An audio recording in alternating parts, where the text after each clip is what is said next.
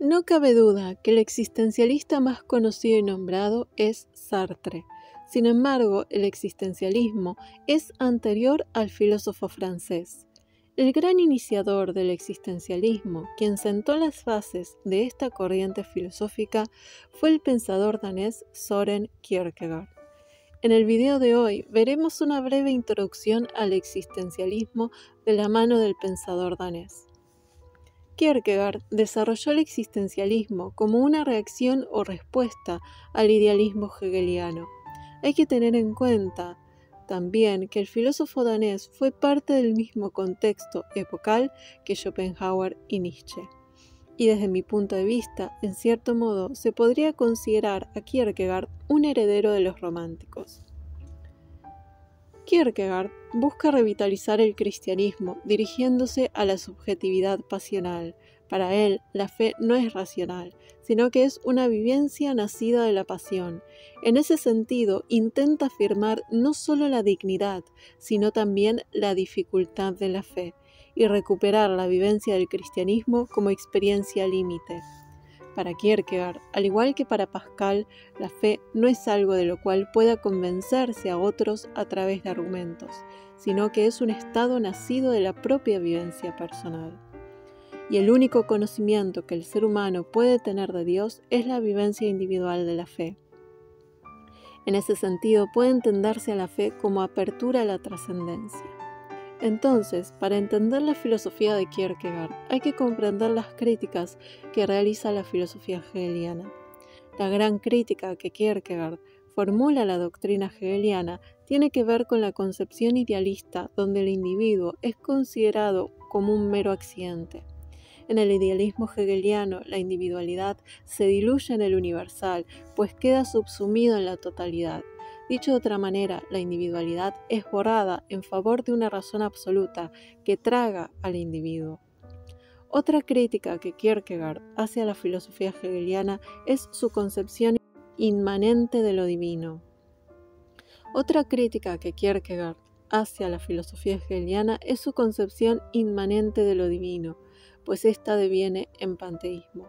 Para Kierkegaard, como cristiano, Dios no es inmanente al mundo, sino que es lo absoluto trascendente, ese otro que está por fuera del mundo, pero con el que el ser humano puede tener una relación directa desde su vivencia interior de la fe.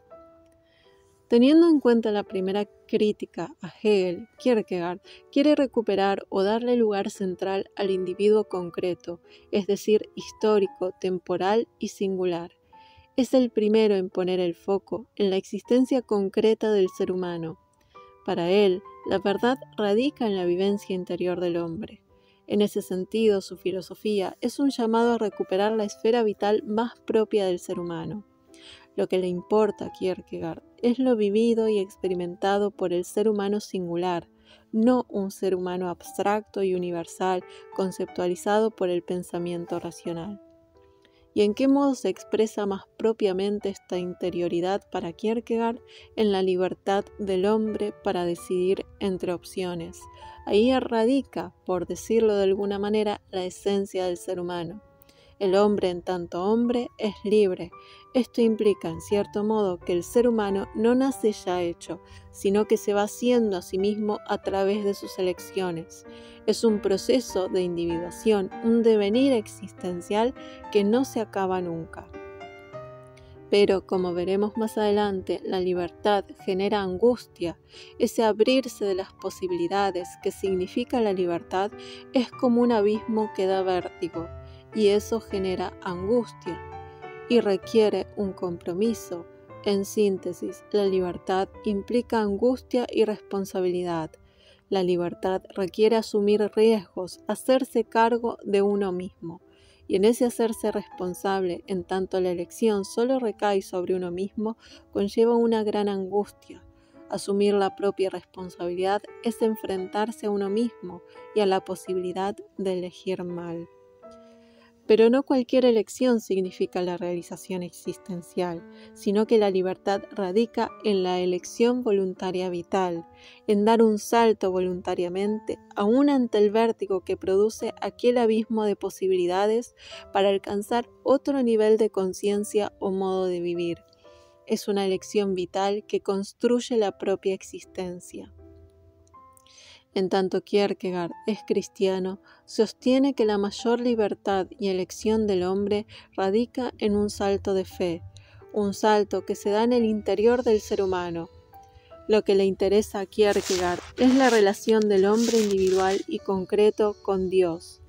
La fe, para Kierkegaard, es una posición interna del ser humano que no necesariamente debe expresarse en lo exterior. En ese sentido, la filosofía kierkegaardiana es un llamado a una relación mucho más íntima y personal con Dios.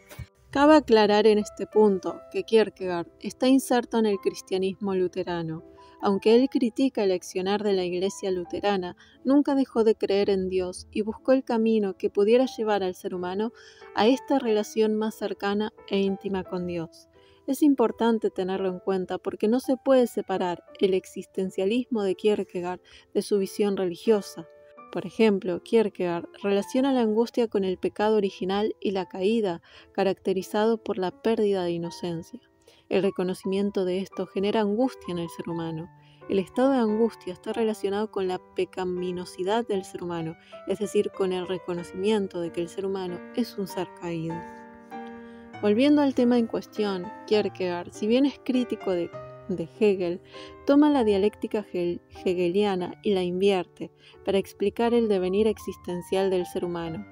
Esta es una dialéctica personal, un movimiento del alma por distintos estadios o esferas, el estético, el ético y el religioso. Esta dialéctica no debe ser entendida como una continuidad, sino como una discontinuidad, pues el paso de una a otra esfera de la existencia significa dar un salto. Se elige una opción que requiere de un compromiso ante la incertidumbre que significa elegir. Igual podría decirse que, desde un punto de vista moral, un estadio es superior a otro, y la cúlmine de la dialéctica existencial de Kierkegaard radica en el estadio religioso. Cada uno de estos estadios o esferas pueden ser entendidos como modos de vivir, son ámbitos simultáneos y autoexcluyentes. Cada uno de ellos implica un cambio en el nivel de conciencia. Cabe aclarar que esto no fue desarrollado de manera sistemática por el filósofo danés, sino que es una reconstrucción que se ha hecho a partir de sus distintas obras. Veamos cada uno de ellos. Estético. Este estadio se caracteriza por poner en el centro a la vida mundana y sensual. Se vive para el momento, para saciar deseos de modo inmediato. Es una vida puramente hedonista. Esto implica la carencia de principios religiosos y morales. Se caracteriza también por la dispersión del yo en esas experiencias sensuales. Todo esto termina a la larga generando en el individuo una gran insatisfacción. Ético. Este estadio se caracteriza por la aceptación de principios morales. Está representado por la universalidad kantiana. También se caracteriza por la renuncia a la satisfacción de los placeres mundanos o sensuales. Por ejemplo, se elige contraer matrimonio. Religioso. Este estadio se caracteriza por el salto de fe.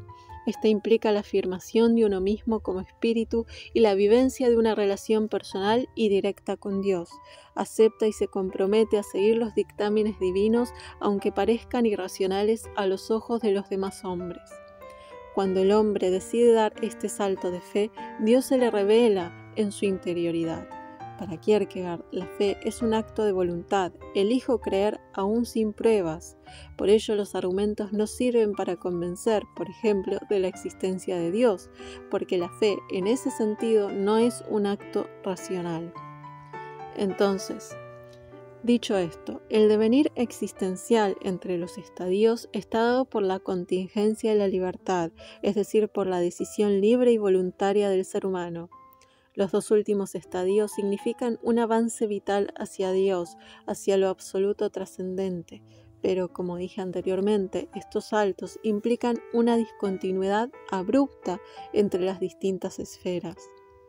¿Y a partir de qué se dan estos saltos existenciales? Es decir, ¿qué produce en el ser humano el impulso a dar ese salto? A partir de movimientos internos, psicológicos y espirituales. Para Kierkegaard hay dos fuerzas que impulsan al hombre a cambiar internamente: la melancolía y la angustia. Melancolía. Esta es el sentimiento de insatisfacción que termina produciendo el estadio estético.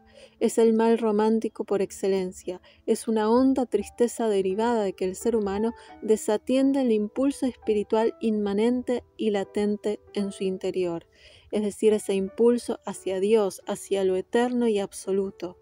Esa carencia produce en el ser humano una profunda insatisfacción existencial. La consecuencia de permanecer en este estado puede ser abrazar la fe o sumirse en la desesperación, es decir, dar el salto o renunciar voluntariamente a esa dimensión espiritual esencial. Y esto último significa para el filósofo danés perderse a uno mismo. En síntesis, la melancolía es un estado psicológico de insatisfacción que puede llevar a dar el salto vital. Angustia. Esta es un estado espiritual derivado del descubrimiento del pecado, pues esto genera culpa y le muestra al ser humano la posibilidad de la libertad, la posibilidad de elegir el bien o el mal, y en esa posibilidad de la libertad radica el sentido de la propia existencia, pero asumirlo implica un compromiso, ser consciente de la propia responsabilidad. Todo esto genera angustia, es como estar ante un abismo que produce vértigo, como ya dije antes. Habiendo dicho todo esto, la interioridad con la que Kierkegaard define al ser humano es aquella singularidad o particularidad concreta que no puede ser reducida a conceptos, es decir, no puede ser reducida a una mera abstracción. El ser humano es un ser temporal y finito, pero abierto a la trascendencia.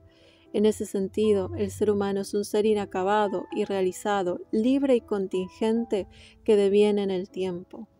Es decir, se caracteriza en tanto encarnado por la finitud y la temporalidad. Entonces, la existencia se caracteriza por la incertidumbre, la contingencia y la libertad. Todo esto significa no solo que el hombre tiene la posibilidad de elegir, sino que específicamente tiene la posibilidad de elegir entre opciones vitales, es decir, tiene la posibilidad de escogerse a sí mismo.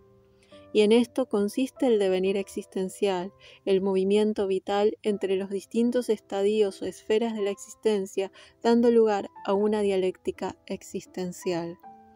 El hecho básico para el filósofo danés es la existencia singular del hombre, y por ella debe empezar a filosofarse. Y en esta experiencia interna, aunque incomunicable, radica la verdad. En síntesis, la verdad y lo primero para Kierkegaard será lo vivido. Y hasta acá el video de hoy. Espero que les haya gustado y que lo hayan disfrutado. Gracias por escuchar. Nos vemos la próxima.